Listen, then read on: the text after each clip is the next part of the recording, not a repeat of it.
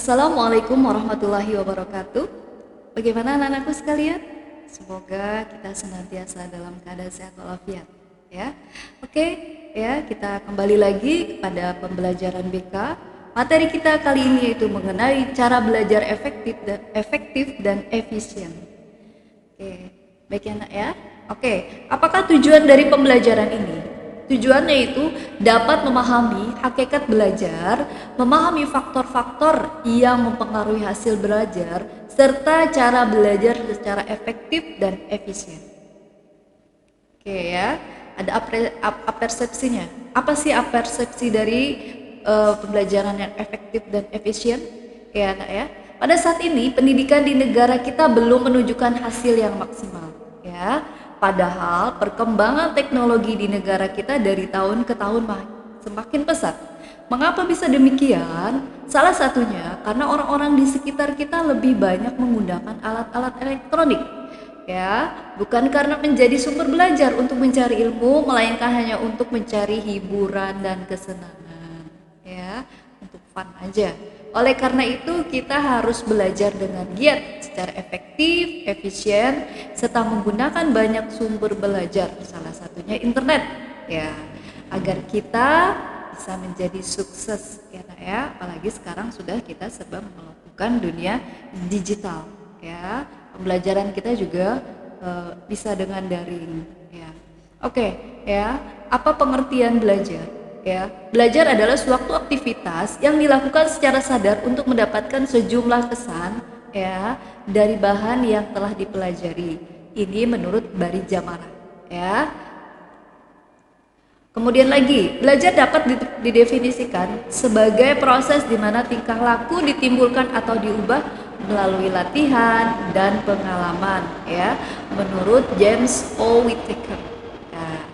Kemudian lagi, belajar juga merupakan proses di mana tingkah laku yang dalam arti luas ditimbulkan atau diubah melalui praktek dan latihan. Sama ya, hampir sama ya. Ini menurut Ford L. Kingsley, ya.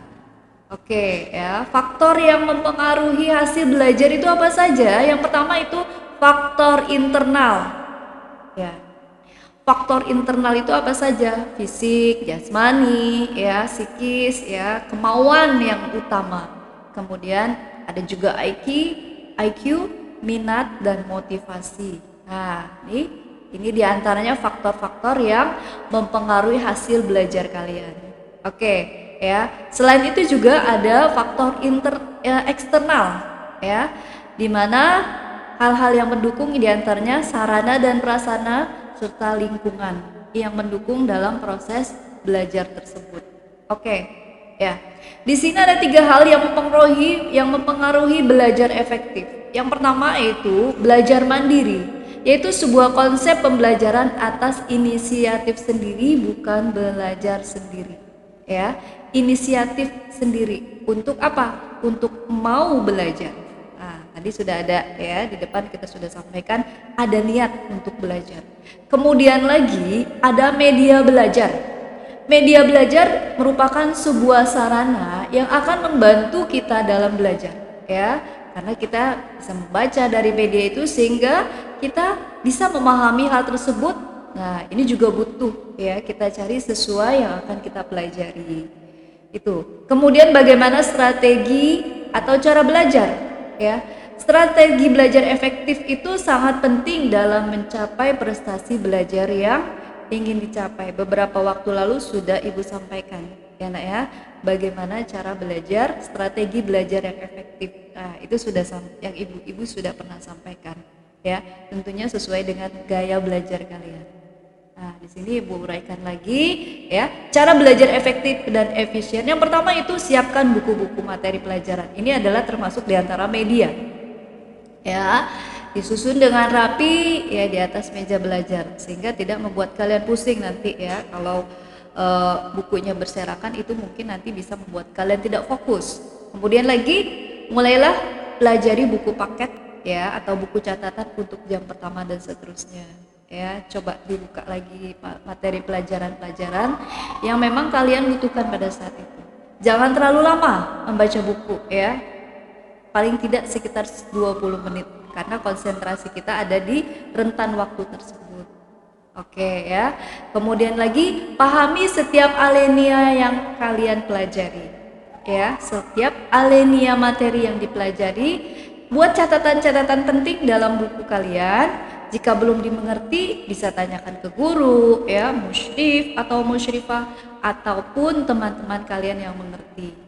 Itu ya, Nak ya. Kemudian lagi untuk pelajaran selain MIPA ya, yang tidak menggunakan rumus-rumus ya seperti matematika, IPA, fisika ya, cobalah sambil bercerita sendiri layaknya seorang guru ketika berdiri di depan kelas. Ya, hal itu menguji beberapa persen Anda menguasai materi yang baru dipelajari ya. Kemudian lagi untuk pelajaran eksakta yang menggunakan rumus-rumus, upayakan ya kalian bisa menulis rumus-rumus tersebut pada kertas yang berbeda ya, atau mungkin kalian bisa buat karton, kalian bisa tulis di atas karton, kemudian kalian bisa tempel atau kalian bisa gantungan juga di tempat belajar ya, di tempat belajar kalian sehingga sering dilihat. Nah, kalian dengan mudah bisa melihat dan mengingatnya. Kemudian kerjakan latihan-latihan soal sebanyak-banyaknya. Nah, ini kalau untuk pelajaran MIPA kuncinya adalah rajin berlatih ya Nak ya. Rajin berlatih untuk menggunakan rumus-rumus yang digunakan. Ya, kalau tidak mengerti bisa ditanyakan ya kepada musyrifah kemudian atau kepada teman-teman yang sudah lebih dulu mengerti ya. Yang tidak kalah pentingnya upayakan buat kelompok belajar ya yang kecil ya, buat beberapa orang kita sudah sampaikan ya, Ibu sudah sampaikan beberapa waktu lalu mengenai kelompok belajar. Oke, itu saja ya. Jangan pernah lelah untuk belajar. Kenapa? Jika kamu tak sanggup menahan lelahnya belajar, maka kamu harus sanggup menahan perihnya kebodohan. Ya, tetap semangati diri kalian untuk selalu belajar, walaupun saat ini masih dalam via daring. Ya, Nak ya. Tetap jangan berhenti belajar. Terus semangati diri kalian, motivasi ke diri kalian sendiri. Ya, Nak ya. Dalam mahfuzat kalian sudah pahami, kalian sudah pelajari bahwa manjada wajada. Siapa yang sungguh-sungguh pasti akan dapat. Ya Nak ya, belajarlah dengan sungguh-sungguh, insya Allah kalian bisa menempuh sukses kalian. Oke, ya Nak ya. Itu saja dari Ibu. Terima kasih atas perhatian kalian. Lebih kurangnya Ibu mohon maaf. Wassalamualaikum warahmatullahi wabarakatuh.